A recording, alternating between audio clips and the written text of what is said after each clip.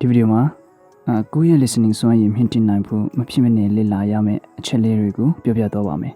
listening to တဲ့ဖို့များများနားထောင်ရုံနဲ့မလုံလောက်ဘူး motive တွေပြောတာကိုနားလည်နိုင်ဖို့ကိုယ့်ဖက်ကတည်ထားတင်တာလေးတွေလေ့လာရမှာရှိနေသေးတယ်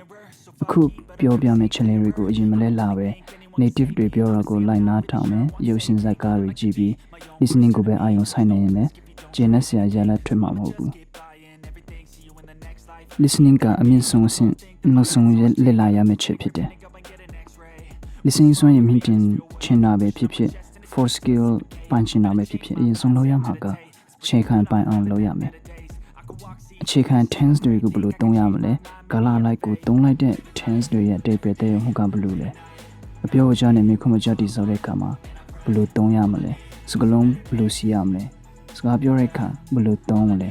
အခြေခံစကားပြောနည်းတွေကိုပိုင်းနိုင်ဖို့လိုအပ်တယ်။အရင်ဆုံးအခြေခံပိုင်းနိုင်အောင်ကြိုးစားပါ။အခြေခံပိုင်းနိုင်ဖို့အဆင့်၃ဆင့်တွားရမယ်။နံပါတ်၁ဆင့်ကအခြေခံစကားပြောနဲ့ဝကြတိဆုံနည်းလေးတွေနဲ့ပတ်သက်တဲ့အချက်လက်တွေကိုရနိုင်တယ်လို့ရှာပါရနိုင်တယ်လို့လေ့လာပါစုဆောင်းပါ။နံပါတ်၂ဝကြဘယ်လိုတိဆောက်ရမလဲ။စကားပြောရင်ဘယ်လိုသုံးရမလဲ။နားလည်အောင်လုပ်ရပါမယ်။သူများသုံးတာဝကြတိဆောက်ပုံနဲ့စကားလုံးသုံးနှုန်းလေးတွေကိုနားလည်အောင်လေ့လာပါနံပါတ်3အရေးကြီးဆုံးနဲ့လိုအပ်နေတာကလက်တွေ့အသုံးချနိုင်ဖို့လက်တွေ့အသုံးချနိုင်ဖို့ဆိုတဲ့နေရာမှာစာအုပ်ထဲကစာကြောင်းလိုက်ကြက်ပြီးသူများပြောတာကိုနားထောင်မယ်ဘာသာပြန်တာကိုမှတ်ပြီးသူများလုပ်ပြီးသားတိုင်းသုံးပြတာကိုလက်တွေ့အသုံးချနိုင်တယ်လို့ပြောလို့မရဘူးခုကြက်မှတ်နိုင်တယ်လို့တိုက်ရိုက်သူ့မဲ့နေရာပါလာရင်တော့အေးစေးသုံးလိုက်ရုံပါပဲဒါပေမဲ့မိမိကိုပြန်မဲရမှာကသူများရေးပြီးသားစာကြောင်းကလွေလို့ခုပါတရောစာကြောင်းလုံးနိုင်သလားဝကြဖွင့်နိုင်သလားကိုပြောချင်တာတွေကိုပြောနိုင်သလားစဉ်းစားရမယ်စိတ်ထဲကမိမိပြောချင်တာတွေကို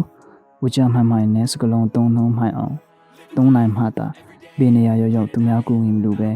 ကိုဖော်ပြလို့တဲ့အကြောင်းအရာကိုလိုအပ်တဲ့ချင်းလိုအပ်တယ်လို့မိမိဘာသာဖော်ပြနိုင်မယ်ပြောနိုင်မယ်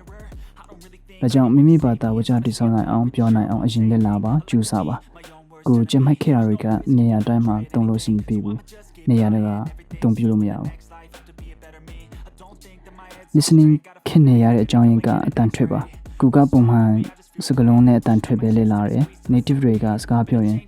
စကားလုံးအတူကောက်လေးတွေ contraction တွေ linking ဆောင်စတဲ့တန်ထွက်တွေကိုသုံးပြီးပြောကြတယ်ကိုကပုံမှန်အသုံးနှုန်းလေးတွေလေ့လာပြီးlistening ကိုတစ်ခါတည်းစားတဲ့အခါမှာထင်ထားတာထက်ပိုပြီးခက်ခဲတယ် listening စွမ်းရည်မြင့်တင်နိုင်ဖို့လေ့လာရမှာကနံပါတ်1တိကျတန်ထွက် IPA ကိုလေ့လာမယ်ဆိုရင် listening နဲ့ speaking အတွက်အများကြီးထောက်ကူပြုမယ်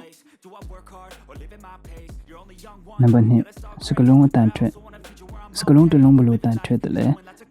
UU အခရာနဲ့တိကျအခရာတန်ထွက်ဘယ်လိုဆက်ဆက်တယ်လဲဥပမာ charger တန်ထွက်ကတိကျတန်ထွက်ရဖြစ်တဲ့ ch r j နဲ့ စတဲ့တိကျအခရာတွေသုံးထားတာဖြစ်တယ်ကိုက IPA လေ့လာရင် native တွေပြောတဲ့အတန်ထွက်လိုက်ပြီး base ကလုံးရဲ့အတန်ထွက်လဲဆိုတာကိုအလွယ်တကူနားလည်နိုင်မယ်နံပါတ်3စကားလုံးအဆက်စကားပြောရင်စကားလုံးတွေဆက်ပြီးပြောလဲရှိတယ်ဥပမာ some of us most of us talk about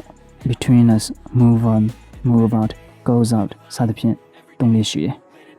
အတန်တာပြောင်းသွားတယ်စကားလုံးနဲ့အတိတ်ပဲမပြောင်းဘူးရီတော့မှန်ဖတ်တော့တန်ဆိုသူလိုပဲစကားပြောတဲ့နေရာမှာ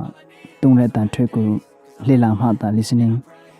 လေ့လာတဲ့အခါကိုတွေ့ပူပြီးဆင်ပြေမယ်နံပါတ်4 linking song ဝကြတစ်ခုရဲ့စကားလုံးတွေမှာအတန်မပါတဲ့အခရာလေးတွေရှိတယ်စာရေးရင်ပြည့်စုံရေးရပေမဲ့စကားပြောရင်အတန်မပါဒါမျိုးဥပမာ eaten kitten mountain remittance maintenance forgotten စသဖြင့်စကားပြောရင်အတန်ထွက်တယ်ထီတန်မပါပေမဲ့ထီက glory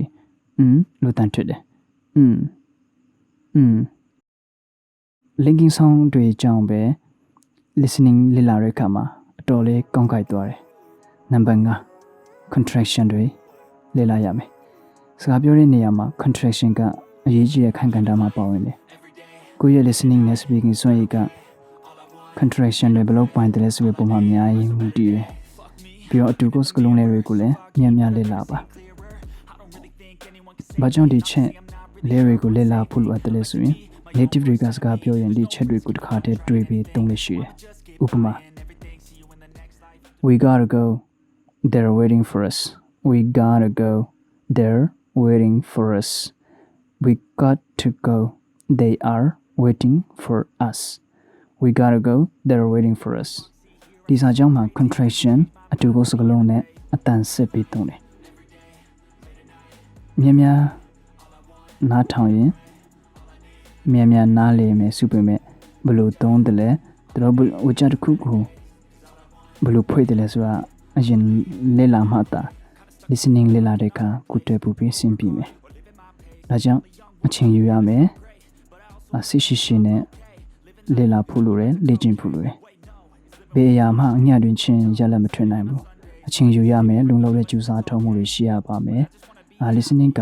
ထင်ထားသလောက်မြန်မြန်နားထောင်ရုံနဲ့မလုံလောက်ဘူးလေ့လာရမှာတွေအများကြီးရှိတယ်မပြင်းပါနဲ့စိတ်ရှိရှိနဲ့ထိုက်ကလေ့ကျင့်ဖို့လိုတယ် listening ဘယ်လိုလေ့ကျင့်မလဲဆိုရင်နံပါတ်1အရင်နားထောင်ပါနံပါတ်2ကိုနားထောင်တာကိုစာရွက်ပေါ်မှာကိုနားလေတယ်လို့ချရေးပါပြီးတော့ကိုချရေးတာကိုမှန်စာတန်းထူးတွေနဲ့ပြန်တိုက်ပါနီလန်းမှန်ကန်ဖို့နဲ့လက်တွေ့ကြတဲ့လေ့လာမှုရှိမှသာမြန်မြန်တူးတက်နိုင်မယ်ကိုတွေ့အရေးပါတယ်ဆိုရင် like လေးနှိပ်ပေးခဲ့ပါကျေးဇူးတင်ပါတယ်